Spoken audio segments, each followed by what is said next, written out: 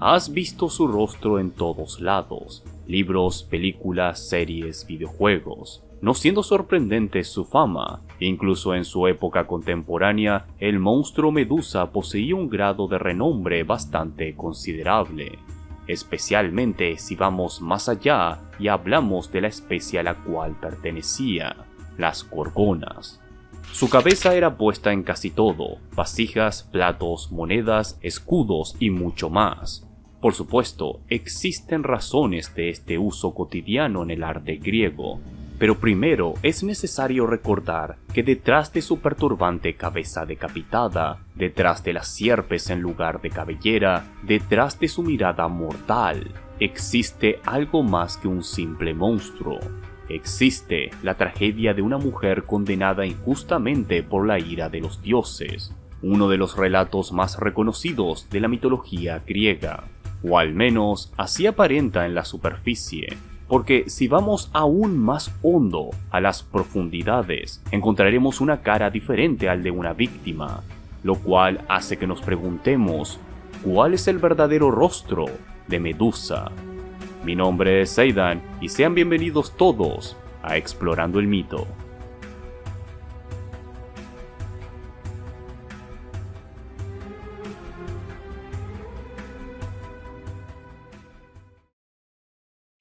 La manera en que hoy lidiaremos con la leyenda en cuestión será bastante diferente de cómo lo hacemos comúnmente, porque mi objetivo será diseccionar este mito y ver sus múltiples cambios y evoluciones a lo largo de los eones. Ya verán cómo Medusa no es dueña de una sola historia, de una sola identidad, sino que ésta se ha ganado múltiples máscaras en las diferentes culturas que ha aparecido.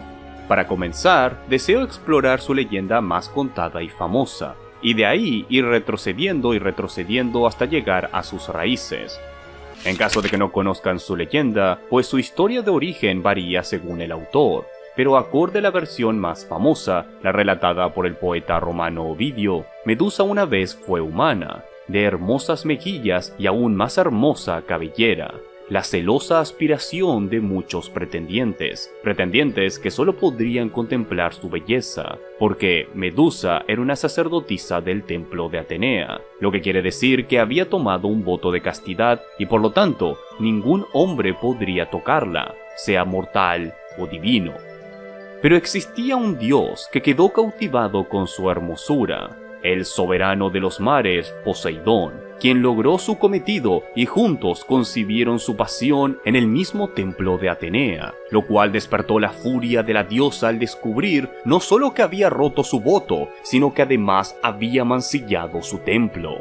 Mientras estaba enfurecida, giró la cabeza y sostuvo su escudo ante sus ojos. Para castigar ese gran crimen, Minerva cambió los espléndidos cabellos de la gorgona en serpientes horribles. Y ahora, para atemorizar a sus enemigos, lleva sobre su pecho esas espantosas víboras, criaturas de su furia.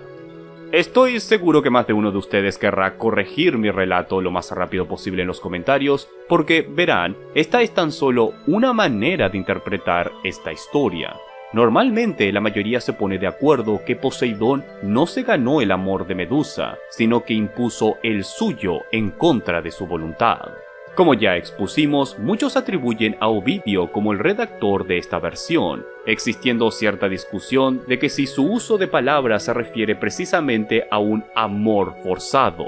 Es algo que podrán encontrar variando dependiendo de la traducción, pero si vamos al latín original, todo parece indicar que, en efecto, Medusa fue forzada a participar en esto. Y, personalmente, dado el historial de encuentros amorosos de Poseidón, yo estoy más inclinado a esto último. Estamos hablando de un dios griego después de todo, famosos por sus impulsos y egoísmo, lo cual también parece designar a Atenea en este caso, ya que la diosa aún castiga severamente a la inocente Medusa, al transformarla en el monstruo de cabellos de serpiente que todos conocemos. ¿Por qué, se preguntarán?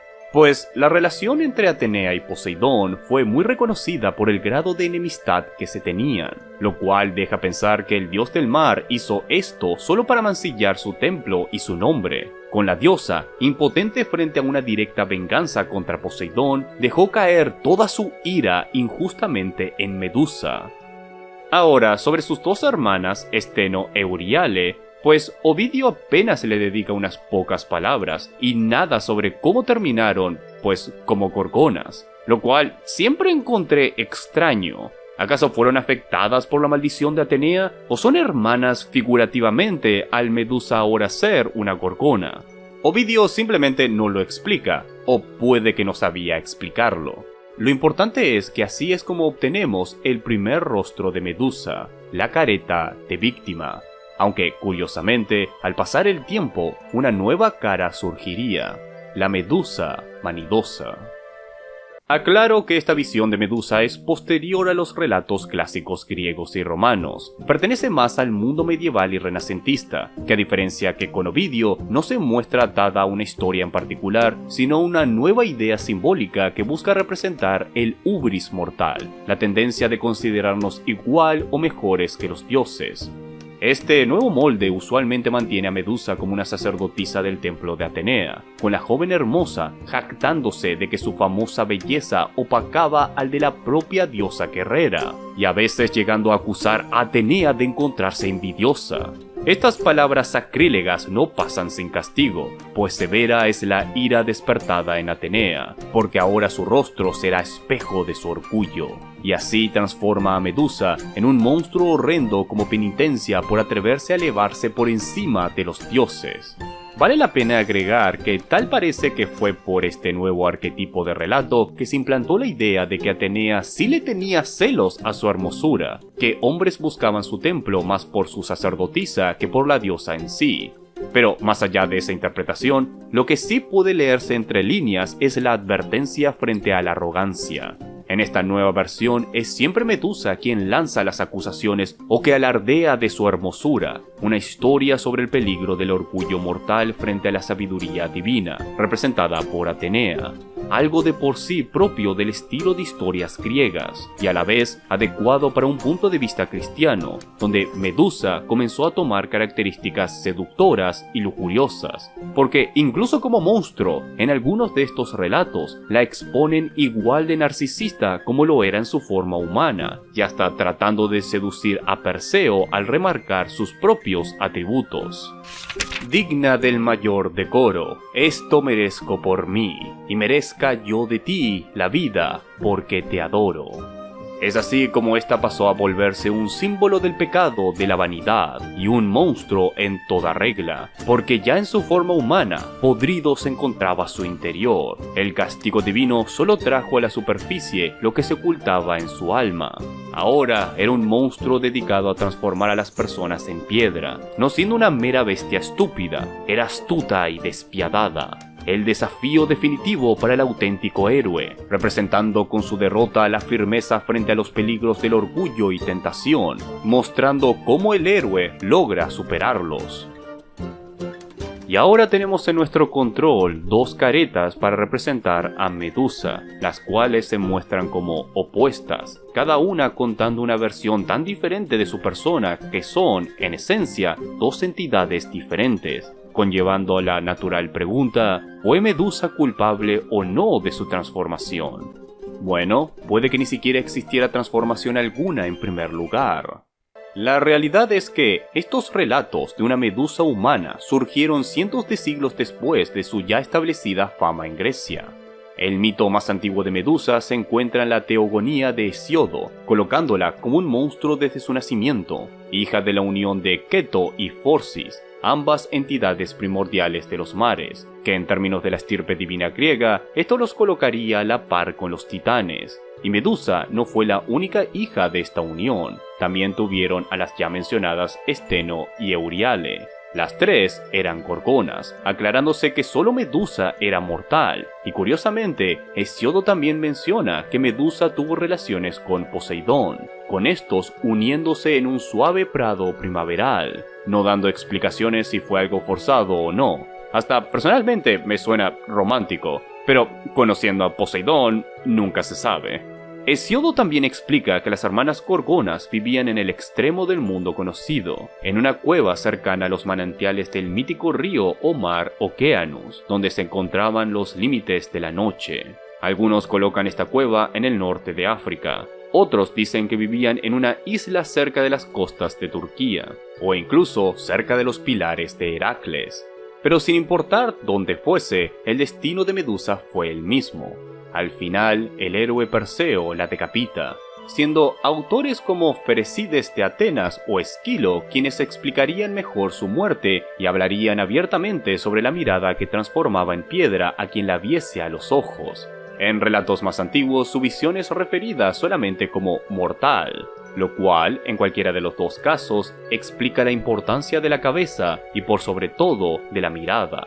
Según esta leyenda, fue el rey Polidectes quien envió a Perseo para que le trajese dicha cabeza en un intento de deshacerse de él, pero el joven héroe fue guiado por los dioses Hermes y Atenea, quienes lo ayudaron a armarse con diferentes objetos mágicos, incluyendo el yelmo de Hades que lo volvía invisible.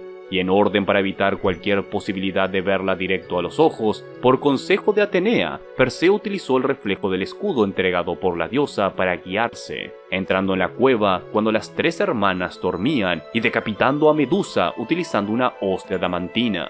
Pese a todo preparativo, fue incapaz de evitar el despertar de las hermanas, que pronto buscaron darle muerte, pero siendo invisible e incluso con la capacidad de volar, aunque las gorgonas bien puede que fuesen capaces de volar también, pero el asunto es que Perseo logra escabullirse sin muchos problemas, utilizando varias veces la cabeza de Medusa como arma para petrificar a sus enemigos, tras lo cual se la entregó a Atenea, quien la puso en su escudo, la égida, para usarla como la defensa definitiva. Ahora, si nos aproximamos a esta leyenda con las versiones de los poetas romanos, Atenea en verdad queda como una vil diosa. No solo castigó injustamente a su sacerdotisa, sino que además guió ciegamente a un héroe a matarla, otorgándole las herramientas necesarias para conseguirlo y luego utilizando su cabeza como trofeo en su propio escudo, que si ambos escudos en la historia llegasen a ser el mismo, lo cual ocurre en algunas versiones, solo aumenta la perversidad de la diosa. De hecho, existe cierto énfasis en el escudo de Atenea a lo largo del mito contado por Ovidio, en donde la diosa, enfurecida, giró la cabeza y sostuvo su escudo ante sus ojos, lo que quiere decir que en el momento de la transformación de humana a gorgona, ella estaba viendo su propio reflejo en el escudo, viendo cómo pasaba de una hermosa doncella a una desagradable criatura. O al menos esa es la escena que se me viene a la mente al leer esta parte. Pero algo que debo remarcar con los poemas de Ovidio es que el poeta tenía cierta tendencia a dejar a los dioses griegos en una mala posición, particularmente a Minerva, o sea, Atenea, presentándola muchas veces como una diosa celosa, en especial en los relatos que se muestran como exclusivos de Ovidio. Ahora, esto puede que sea fácilmente resultado de querer expresar algún tipo de comentario sociopolítico empleando las figuras divinas griegas como medios para conseguirlo, y no necesariamente un desprecio ante los dioses o ante la misma Atenea. Pero yo al menos no lo descartaría por completo. A la vez también ganó fama por dramatizar y cambiar los mitos más conocidos griegos, cometiendo incluso una muy fea incoherencia cronológica en este poema sobre Medusa, porque en este relata que Perseo pasó volando frente al titán Atlas y lo transformó en piedra, lo cual no tiene sentido. Perseo es anterior a Heracles. De hecho, Heracles es descendiente de Perseo por parte de línea materna, y sabemos que este tuvo un confrontamiento con el titán en una de sus 12 labores. Y jamás se habla que uno pueda revertir el efecto de piedra de la mirada de Medusa, poniendo en cuestión la legitimidad de Ovidio al relatar estas antiguas historias, aunque a la vez, mitos griegos eran de contradecirse constantemente. A pesar de esto, se entiende que la versión de Ovidio haya venido para quedarse, alcanzando la mayor fama por encima de todas. Fue de aquí que se moldeó un tipo diferente de monstruo, no uno perverso o caótico, sino uno trágico, injusto, cruel. Se puede sentir el odio y celos de la diosa con el castigo poético, una vez famosa por su hermosura, con todas las miradas de los hombres persiguiéndola, en especial por sus bellos cabellos, solo para terminar como un monstruo que todos temen tan siquiera vislumbrar. reemplazando sus mechones con horribles serpientes venenosas e incluso con la maldición de una mirada petrificante, impidiéndole cualquier tipo de contacto con quien sea, excepto con sus igual de cautivas hermanas, que en algunas obras mencionan que ambas lloraron por su muerte en las manos de Perseo, otro gesto que agrega humanidad a estos monstruos. No sorprende que hasta el día de hoy mucha gente vea a Medusa con misericordia y empatía, lo cual quiero aclarar que esta es una versión del mito que me encanta, pero en este canal buscamos encontrar los orígenes de las leyendas y conocerlos a fondo, y para ello creo que es absolutamente necesario explorar el concepto de Gorgona, siendo algo clave para entender la verdadera identidad de Medusa y de su función simbólica. La palabra proviene obviamente del griego, Gorgon, que se traduce como terrible, lo cual ya remarca cómo veían los griegos a estos monstruos, si bien irónicamente su apariencia física variaba. La descripción más popular de la antigüedad concuerda con lo descrito por Esquilo: 3 hermanas aladas, odiosas enemigas de la humanidad, las gorgonas con pelo de serpiente que ningún hombre puede ver y vivir. Una figura con cuerpo femenino humano, garras o manos de bronce, con una cabeza monstruosa, colmillos de jabalí y serpientes en lugar de cabello. Además de una mirada mortal, esta es la representación más común de una gorgona. Y como ya aludí y mencioné, también eran de darles alas, a veces descritas de oro, bastante similar a las primeras descripciones de las sirenas, incluso habiendo una mención del canto mortal de la feroz gorgona, lo que parece indicar que la imagen original de este monstruo era una especie de sirena, de un monstruo marino, lo cual tiene mucho sentido, más de lo que uno cree a simple vista. En primer lugar, las gorgonas eran hijas de la unión de entidades primordiales de las aguas, con Phorcys a veces tomando el papel de progenitor de las sirenas, así que ya con esto tenemos un par de hilos conectores. Lo otro que las conecta es el inframundo.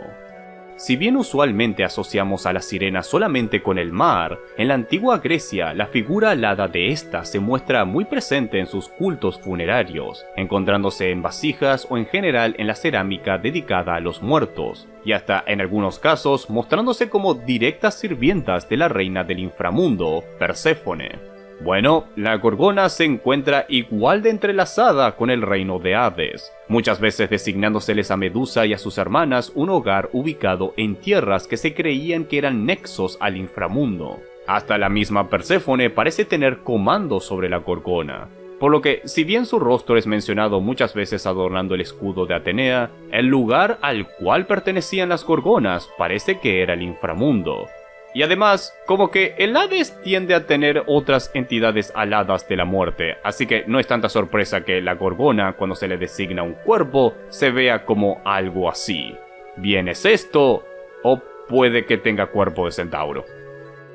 Es muy llamativo que algunos de los retratos más antiguos de Medusa la muestren como un centauro, por diferentes razones. Primero, lo contradictorio: los centauros eran exclusivamente masculinos. Y segundo, pues sospecho, al igual que muchos expertos, que esta imagen fue resultado de su estrecha relación con Poseidón. Verán, en caso de que no lo sepan, Poseidón era el dios de los caballos, e incluso en las menciones más antiguas se explica que Poseidón tuvo relaciones con Medusa, lo cual, por cierto, es una explicación por los 2 hijos que nacieron de ella cuando fue decapitada, porque de su sangre nació el caballo alado Pegaso, al igual que un gigante con una espada de oro llamado Crisaor, siendo algo normal que Poseidón tenga hijos caballos y también gigantes. Así que tal vez Medusa fue representada como centauro por su conexión con el dios Equino. Incluso puede que estuviesen mezclando el mito donde Deméter se transforma en yegua para eludir al dios del mar, con este aún impregnándola. El asunto es que esta versión de Medusa no se mantendría popular por mucho tiempo, si es que alguna vez lo fue. Definitivamente la versión alada sería la representante de la gorgona en los tiempos venideros en Grecia, al menos hasta que el arte cambió, buscando embellecer más sus obras, pasando de este monstruo horrible a una hermosa mujer de cabellos de serpiente, a veces incluyendo alas en su cabeza. No, en serio, hay muchos retratos de la cabeza de Medusa de esta forma, aunque creo que estos son más bien arte romano. Pero igual, de todas maneras, supongo que así vuelve más razonable su aparición en Castlevania. Dejando eso a un lado, aún no hemos terminado de explorar esta otra cara, la cara de Gorgona, la cara de Protectora. La imagen de la Gorgona o Gorgón se muestra bastante antiguo, con algunos apuntando a un supuesto ritual que los primeros griegos realizaban como el inicio de esta criatura. En este se empleaban unas máscaras de mueca burlona, enormes ojos brillantes, colmillos y una lengua colgante, al que llamaban Gorgoneion, rostro conectado con el inframundo y siendo utilizado para ahuyentar a los malos espíritus, siendo por esto que la cabeza de Gorgona se encontraba por toda Grecia, porque era tratada básicamente como un talismán que aleja el mal de ojo. De hecho, esto puede explicar el nombre mismo de Medusa, que se traduce literalmente como guardiana o protectora, también posiblemente soberana. A su vez, la serpiente muchas veces fue tratada como un símbolo de protección, de un guardián, y las imágenes de gorgonas en templos cumplen con esta función, especialmente para proteger a los oráculos. Por lo que la imagen original de la gorgona era empleado como un sello protector, con varios expertos apoyando la teoría de que primero vino la idea de la gorgona y después vino el personaje Medusa. Como dijo Jane Ellen Harrison, Medusa es una cabeza sin nada más, una máscara a la cual posteriormente se le adosó un cuerpo. Pero si avanzamos por un momento con la idea de que Medusa es el mito original de la Gorgona, pues esta definitivamente posee un carácter divino, no solo por ser hija de entes que son comparables con dioses, sino también porque desde los inicios se le ha conectado con diosas tales como Atenea. Esto ha llevado a algunas personas por raros senderos y estableciendo una muy extravagante teoría de que Medusa reflejaba una especie de lado oscuro de la diosa guerrera, parte de una extraña trinidad entre Atenea, Metis y Medusa.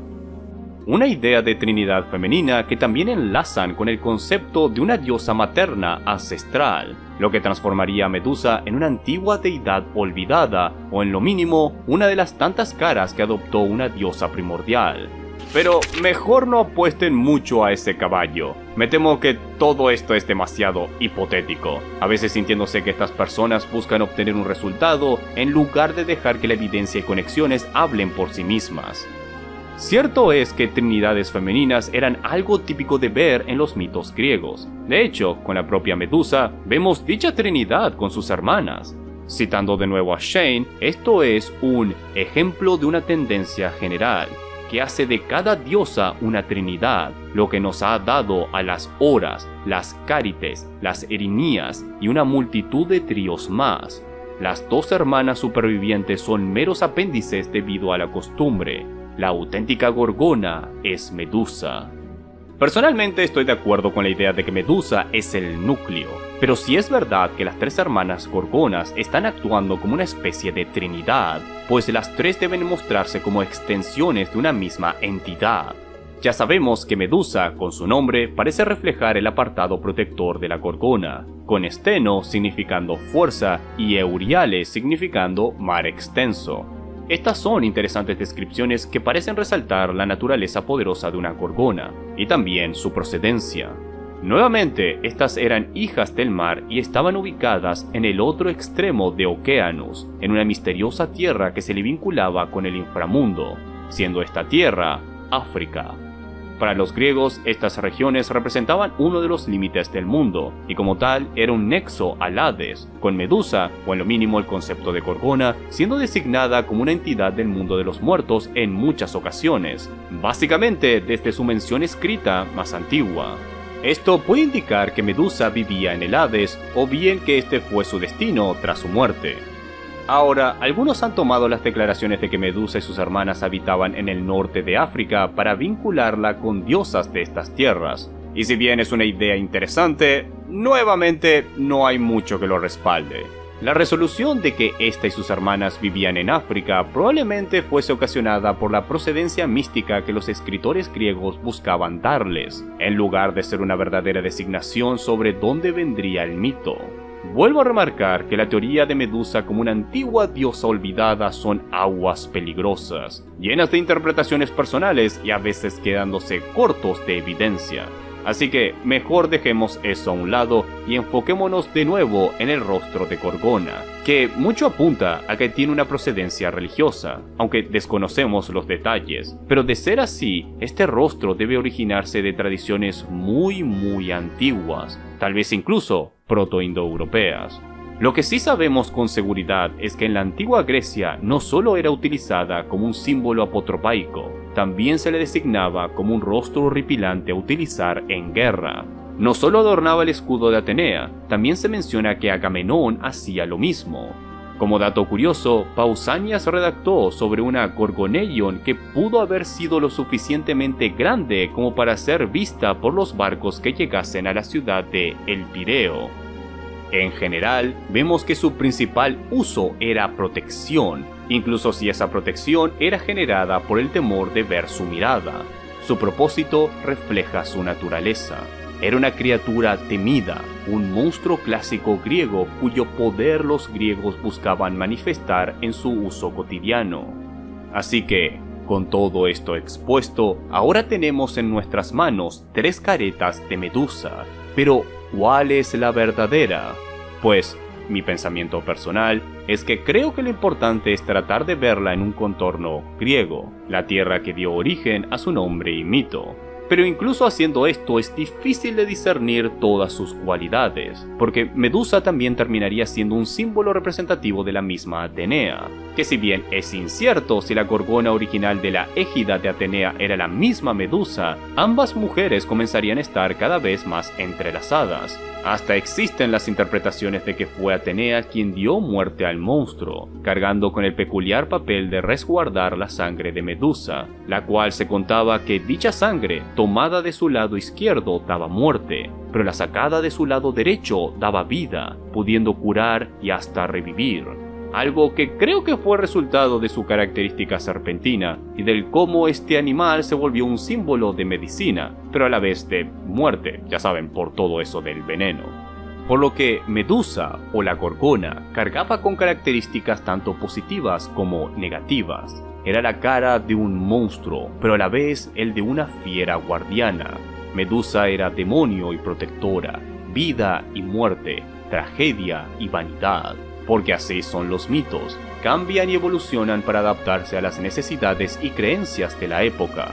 Así que, el cómo veas a Medusa, qué cara le des, tal vez sea un reflejo de lo que tú busques en ella.